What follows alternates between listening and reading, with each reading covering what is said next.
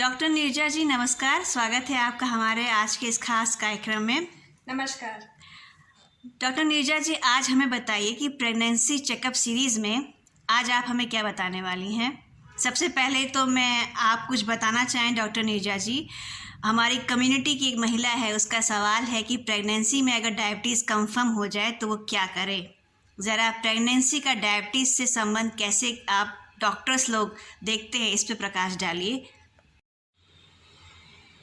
हमारे देश में प्रेगनेंसी में डायबिटीज़ की, जिसको हम लोग हाइपरग्लाइसीमिया ऑफ प्रेगनेंसी या जेस्टेशनल डायबिटीज़ मेलिटस कहते हैं, जी। इसका इंसिडेंस बहुत ज़्यादा है। अच्छा। कहने को ये कह सकते हैं कि 5 में से 1 महिला को जेस्टेशनल डायबिटीज़ मेलिटस हो सकता है।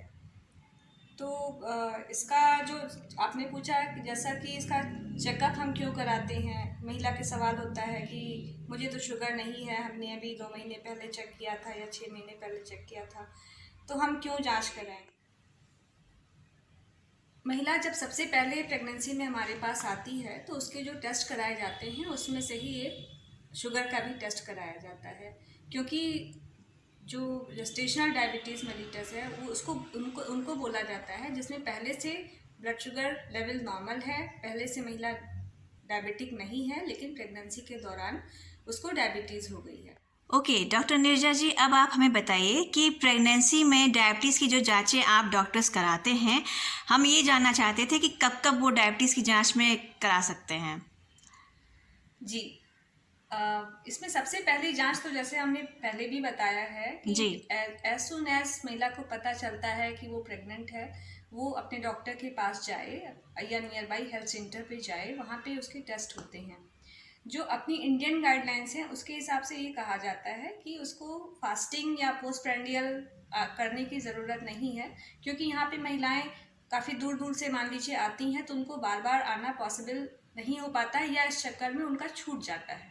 जी। इसलिए अपने देश में गाइडलाइन बनाई गई सिंगल स्टेप टेस्ट की, कि ग्लूकोज चैलेंज टेस्ट जिसको बोलते हैं, उसमें ज़रूरी नहीं है कि महिला खाली पेट आई है तभी उसकी जांच होगी। इर्रेस्पेक्टिव कि वो खाली पेट है या उसने नाश्ता किया है या खाना खा के आई है, 75 ग्राम ग्लूकोज उसको 1 गिलास पानी में, जो 300 ml वाटर 1 गिलास पानी में उसको घोल के 5 से 10 मिनट के अंदर पीना होता है, और उसके 2 घंटे के बाद उसका ब्लड टेस्ट किया जाता है। जी। और रही बात कि क्या एक बार अगर उसकी जांच हो गई है और वो उसमें कुछ नहीं निकला है तो क्या उसको दोबारा कराना है, कब कराना है, तो उसकी पहली जांच तो as soon as possible first visit पे हो जाती है। उसके बाद 24 से 26 हफ्ते में उसकी बार दोबारा जांच कराई जाती है। जी। और कुछ गाइडलाइंस में इसको कहते हैं कि एक बार 8वें महीने में भी कराई जाए, लेकिन जो नॉर्मली जो अपने देश में गाइडलाइंस है वो ये कहती है कि 24 से 26 हफ्ते में इसकी दोबारा जांच कराई जाती है। अच्छा। ओके डॉक्टर नीरजा जी, अब आप हमें बताइए कि अगर किसी महिला को उसके टेस्ट में जो आपने टेस्ट बताए हैं हमें, उसमें अगर वो डायबिटिक कंफर्म पाई जाती है तो उसके बच्चे को क्या कोई खतरा है। जी, ये बहुत अच्छा सवाल है और पब्लिक की जानकारी के लिए बहुत ज़रूरी है, जी। क्योंकि नॉर्मल जो हमारी गाइडलाइंस हैं जो किसी भी एडल्ट के लिए हैं उससे प्रेगनेंसी के दौरान में फ़र्क होता है। तो जो हमारी इंडियन गाइडलाइंस हैं उसके हिसाब से अगर ग्लूकोज चैलेंज टेस्ट जो हमने अभी आपको बताया था, 75 ग्राम ग्लूकोज पिला के 2 घंटे के बाद करते हैं, जी। उसका कट ऑफ 140 मिलीग्राम 140 आता है। तो अच्छा। अगर 140 उसका लेवल आ रहा है तो इसका मतलब है कि उसको हाइपरग्लाइसीमिया ऑफ प्रेगनेंसी है। अच्छा। अच्छा। तो अब उसको आपने जो दूसरा सवाल किया कि हम क्यों कराते हैं, इससे क्या खतरा है। जरूर खतरा है, तभी इसकी जांच कराई जाती है, और इसका प्रेगनेंसी के डिफरेंट अवस्थाओं में बच्चे पे अलग अलग खतरा होता है। अच्छा। जैसे कि शुरू के 3 महीने में अगर उसका ब्लड शुगर लेवल रेज्ड है तो बच्चे में बनावटी गड़बड़ियों का यानी कंजेनाइटल मालफॉर्मेशंस का खतरा हो सकता है। अच्छा।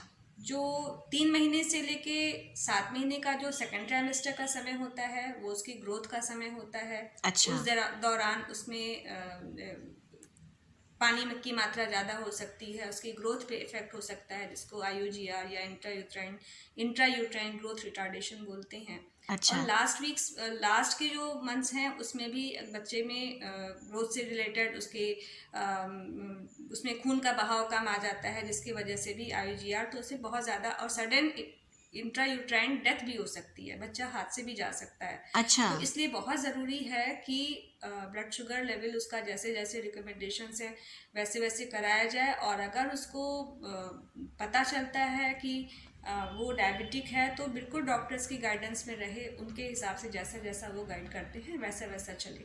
ओके डॉक्टर नीरजा जी, अभी आपने शॉर्ट में जितनी अच्छी जानकारी हमारी महिलाओं के लिए दी है, उससे हमें ये भी एक चीज़ निकल के आई है कि मान लीजिए मैम महिला है, वो डायबिटिक कंफर्म भी हो गई है, एक तो प्रेगनेंसी का स्ट्रेस, ऊपर से डायबिटिक का स्ट्रेस, तो क्या मैम इस स्ट्रेस का भी क्या होने वाले बच्चे पे कोई असर पड़ेगा? तो मैम कितना पड़ेगा, और क्या महिलाओं को ये सुनने के बाद क्या स्ट्रेस लेना चाहिए उनको? ज़रा आप बताइए। जी बिल्कुल, सही सवाल आपने किया। सबसे पहली बात तो है कि स्ट्रेस तो कोई भी कंडीशन हो, कैसी भी स्थितियां आ जाएं, स्ट्रेस तो होना ही नहीं चाहिए। लेकिन अपने चारों ओर बहुत सारे वातावरण में ऐसे ऐसे चीज़ें होती हैं कि हर एक को स्ट्रेस होता है, किसी को कैरियर का स्ट्रेस है, जी। किसी को फैमिली का है। तो सबसे पहली बात तो स्ट्रेस ही नहीं होना चाहिए। जी। अगर स्ट्रेस है तो ज़रूर से उससे ब्लड शुगर लेवल बढ़ता है। जी। तो अगर उसको आपने कहा कि जैसे प्रेगनेंसी का स्ट्रेस है या डायबिटीज़ का स्ट्रेस है, तो प्रेगनेंसी तो एक वेलकम की चीज़ है। जी। सबसे पहले आप खुश होइए कि आप प्रेग्नेंट हैं, जी। एक्सेप्ट करिए अपनी सिचुएशन को, अपनी कंडीशन को। ये सोचिए कि अच्छा हुआ टेस्ट हो गया और टेस्ट में जांच में आप में जो प्रॉब्लम थी वो सामने आ गई, तो उसका सलूशन हो सकता है। जी। बेस्ट सलूशन आपकी डॉक्टर आपको देंगी, और उसको आपका टारगेट है कि उसको हमें एक नॉर्मल रेंज, जो एक रिकमेंडेड रेंज है उसका फास्टिंग का और पोस्ट प्रेंडियल का, वो हमें रखना है। जी। अगर हमारा blood sugar level normal range में है तो बच्चे पे फर्क नहीं पड़ेगा और प्रेगनेंसी बहुत अच्छे से स्मूथली रन करेगी और आखिरी तक जाएगी। अच्छा। और इसमें एक मिथ ये होता है कि बच्चा जल्दी निकालना है या कैसी प्रॉब्लम है। आपके लिए मेरा यही मैसेज है कि आप रेगुलर डॉक्टर जैसे जैसे विजिट कहता है वैसे वैसे करिए। जो आपको डाइट, जो एक्सरसाइज, जो आपको दवा, जो डोजेज और जब जब जांच के लिए कहता है आप वैसे कराइए। अगर आपका ब्लड शुगर लेवल नॉर्मल है तो आपकी प्रेगनेंसी स्मूथली रन कर सकती है। हाँ, मैं ऐसा नहीं कहती कि सब कुछ 100% अच्छा ही अच्छा होगा। बेस्ट पॉसिबल ट्रीटमेंट आपकी डॉक्टर आपको देंगी जो कुछ भी अवेलेबल है। अच्छा। और उसमें जो बेस्ट पॉसिबल रिजल्ट्स हैं, जो भी रास्ते में जो भी कंडीशंस आती जाएंगी, जो कॉम्प्लिकेशंस या कुछ ऐसे कंडीशंस आएंगी, उसके हिसाब से उसका मैनेजमेंट होगा, ताकि आपको स्वस्थ समय पे स्वस्थ बच्चा मिलने की संभावना बढ़ती जाए। इसका मतलब ये नहीं है, बहुत सारी कंडीशंस होती हैं, आपके साथ भी फैमिली हिस्ट्री कुछ होगी या कुछ मेडिकल कंडीशन पहले होगी, उन सब का फ़र्क पड़ता है। लेकिन जो अच्छे से अच्छा हो सकता है वो रिजल्ट आएगा। ये ज़रूरी नहीं है कि 100% सब कुछ अच्छा आएगा, लेकिन अगर आप कुछ नहीं करेंगे तो फिर दिक्कत है। इसका मतलब है नीरजा जी कि प्रयास करने से सफलता मिलेगी, तो हमें स्ट्रेस नहीं लेना है। प्रेगनेंसी में चाहे कोई भी रिजल्ट हो उसका फेस करना है। तो ये आपने बहुत ही अच्छी बात कही हमारी महिलाओं से। तो डॉक्टर नीरजा जी, अच्छा तो डॉक्टर नीरजा जी, अब आप हमें ये बताइए कि अगर हमारी किसी महिला को ये टेस्ट में कंफर्म हो गया कि वो डायबिटिक है, और आपकी इन्होंने जो भी आपने जानकारियाँ दी, उसके बाद अब हम आपसे ये जानेंगे कि क्या बचाव है, कैसे वो अपना डायबिटीज़ का मैनेजमेंट करे कि वो अच्छी एक स्वस्थ बेबी को जन्म भी दे सके और वो खुद भी खुश रहे, स्वस्थ रहे। ज़रा इसके बारे में थोड़ा सा आप बताइए ज़रूर।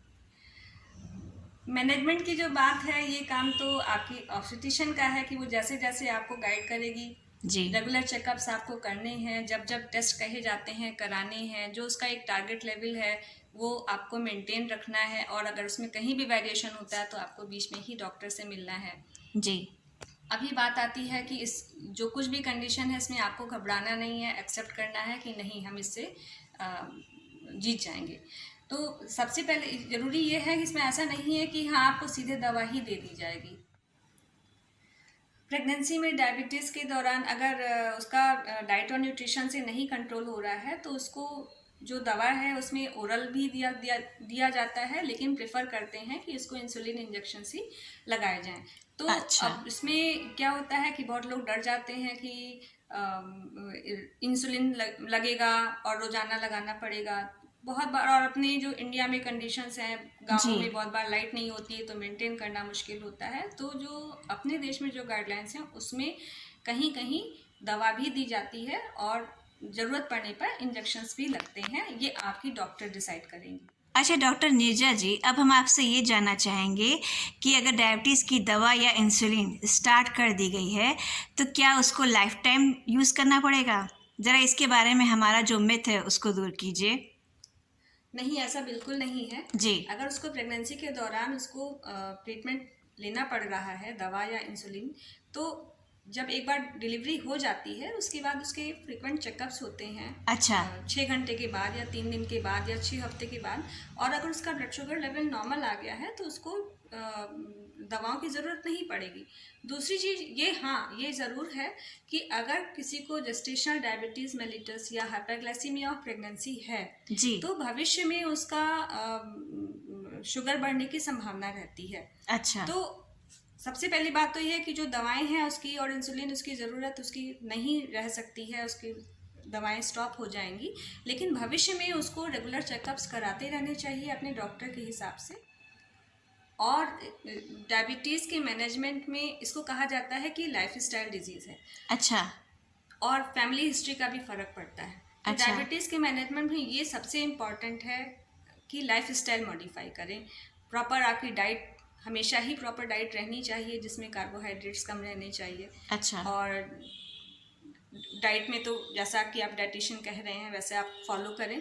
और आपकी सीडेंट्री एक्टिविटी नहीं होनी चाहिए, फिजिकल एक्टिविटी आपकी डेली रूटीन में शामिल होना चाहिए। अगर आपका लाइफस्टाइल मॉडिफिकेशन रहता है, लाइफस्टाइल आपकी अच्छी रहती है, आपका बॉडी मास इंडेक्स अच्छा रहता है, तो आपको डायबिटीज़ जल्दी नहीं होगी, ब्लड शुगर लेवल नहीं जल्दी बढ़ेगा। और अगर वो होगा भी तो एक रेंज में रहेगा और कम रहेगा और कॉम्प्लिकेशंस की संभावना भी नहीं रहेगी। अच्छा। अच्छा डॉक्टर नीरजा जी, हमने आपको पूरा सुना इस कार्यक्रम में। डायबिटीज़ की महिलाएं जो हैं उनको आपने जो संदेश दिए या जो भी आपने अभी तक आपसे इतनी सीरीज़ में जो टेस्ट जाने, उसके लिए तो पहली बात आपका बहुत बहुत धन्यवाद। एक छोटा सा कॉमन सा क्वेश्चन में मेरे अंदर आ रहा है कि जो महिलाएं हैं प्रेगनेंसी के दौरान, क्या थॉट्स का भी कोई रोल होता है प्रेगनेंसी के वक्त? आपने तो इतनी बड़ी आप गायनिकोलॉजिस्ट हैं, कई केसेस किए होंगे, तो थॉट्स का प्रेगनेंसी से कनेक्शन, एक दो लाइन ज़रा इस पे कह दीजिए। ये इतना बड़ा सवाल है और बहुत ही इम्पोर्टेंट सवाल है जी। कि बिल्कुल हमारे थॉट्स का प्रेगनेंसी से ही नहीं, बिना प्रेगनेंसी के भी जो कुछ भी हम सोचते हैं, जो कुछ भी हम देखते हैं और जो हमारे थॉट्स होते हैं उनका हमारे शरीर पर बहुत बड़ा प्रभाव पड़ता है।